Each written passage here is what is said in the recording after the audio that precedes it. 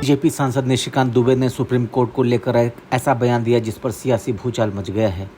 निशिकांत दुबे ने कहा कि देश में जितने गृह युद्ध हो रहे हैं उनके लिए सुप्रीम कोर्ट के चीफ जस्टिस जिम्मेदार है।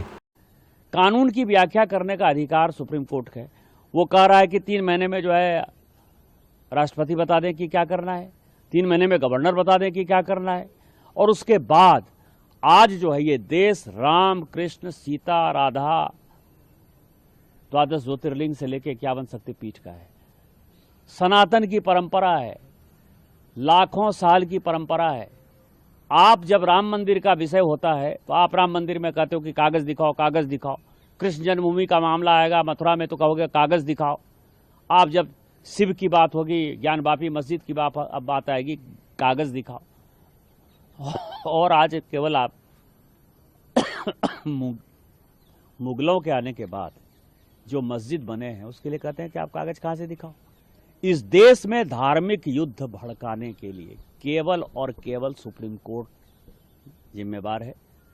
सुप्रीम कोर्ट का एकमात्र उद्देश्य है show me the face will show you the law.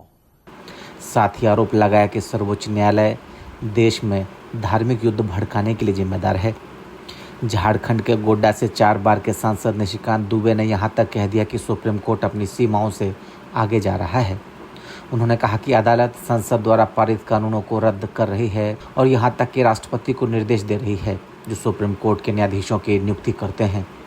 उन्होंने कहा कि संविधान के अनुच्छेद 368 के तहत कानून बनाना संसद का काम है और अदालत की भूमिका कानून की व्याख्या करना है। झारखंड के गोड्डा से 4 बार के सांसद निशिकांत दुबे ने यहां तक कह दिया कि सुप्रीम कोर्ट अपनी सीमाओं से आगे जा रहा।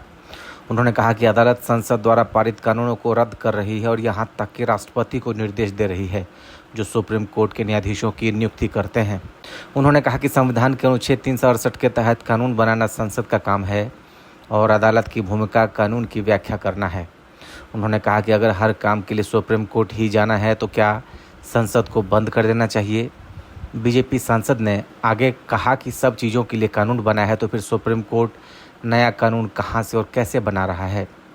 बीजेपी सांसद ने पूछा कि आप नियुक्ति प्राधिकार को निर्देश कैसे दे सकते हैं। राष्ट्रपति भारत के मुख्य न्यायाधीश की नियुक्ति करते हैं, संसद इस देश का कानून बनाती है, आप उस संसद को निर्देश देंगे। उनकी टिप्पणी हाल में पारित वक्फ कानून पर सुप्रीम कोर्ट में चल रही सुनवाई के बीच आई है। सुनवाई के दौरान कोर्ट ने वक्फ बाय यूजर प्रावधान समेत अधिनियम में कुछ प्रावधानों पर सवाल उठाए थे। तब सरकार ने शीर्ष अदालत को आश्वासन दिया कि वह 5 मई को अगली सुनवाई तक वक्फ संशोधन अधिनियम के कुछ हिस्से को लागू नहीं करेगी। इधर असदुद्दीन ओवैसी ने इस पूरे मामले पर क्या कुछ कहा, आइए जानते हैं। आपको ये बताना ज़रूरी समझता हूँ और मुझे यकीन है कि आपके ज़रिए से पूरी जनता को, आवाम को ये बात मालूम होगी कि हैदराबाद दारुस्सलाम में 19 अप्रैल के दिन शाम में 7 बजे से 10 बजे तक all India Muslim personal law board की जानिब से वक्फ अमेंडमेंट बिल 2025 के ख़िलाफ़ एक प्रोटेस्ट मीटिंग, पब्लिक मीटिंग रखी जा रही है। दूसरी तरफ समाजवादी पार्टी के अध्यक्ष और उत्तर प्रदेश के पूर्व मुख्यमंत्री अखिलेश यादव ने इस पूरे मामले को लेकर केंद्र पर करारा हमला बोला है।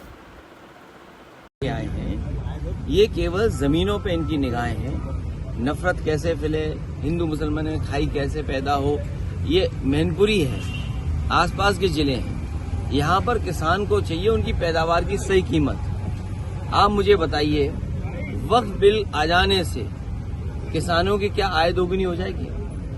क्या अग्निवीर जैसी नौकरी जो परमानेंट नौजवान मांग रहा है उसको मिल जाएगी? ये उलझाना चाहते हैं लोग। जहां तक सवाल वेस्ट बंगाल का है, वहां की मुख्यमंत्री उस समस्या का समाधान करेंगे।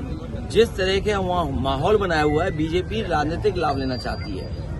अंतोगत्वा कभी भी आप देखोगे दंगा अगर कहीं होगा तो भारतीय जनता पार्टी उसके पीछे होती है। जाहिर है एक तरफ कोर्ट में सुनवाई चल रही है तो दूसरी तरफ सियासत भी इस पूरे मामले पर जमकर हो रही है। ब्यूरो रिपोर्ट, लाइव तक।